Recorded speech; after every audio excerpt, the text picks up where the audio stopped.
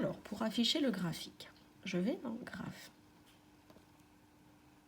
On règle tout. Vous avez un graphique par défaut qui se fait, comme vous ne savez pas si c'est le bon. Et un coup de bol, c'est le bon. On va dans Coordonnées. Et vous voyez qu'on peut régler ce qu'on veut mettre en abscisse, ce qu'on veut mettre en ordonnée. Donc, si je veux représenter l'éclairement E égale F de D, c'est celle-là. OK.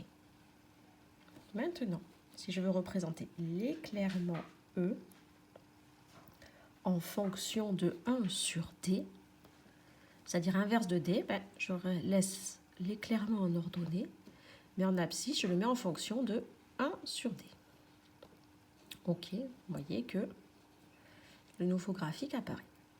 Dans coordonnées, vous pouvez dire, par exemple, si vous voulez le mettre en couleur, si vous voulez relier par des segments.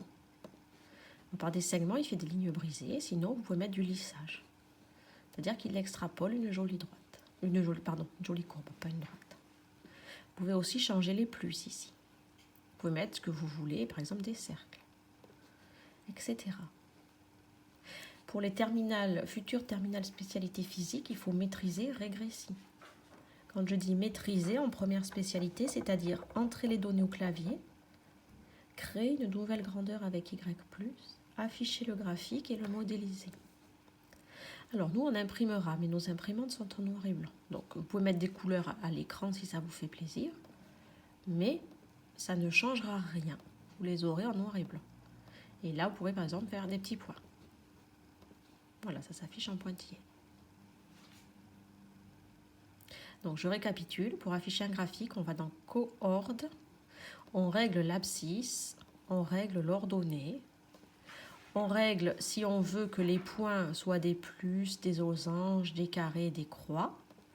On règle si on veut tracer la ligne en lissage ou en segment, en trait plein ou en trait pointillé. Donc maintenant, si je veux E en fonction de 1 sur D carré, je fais E en fonction de l'inverse de D au carré.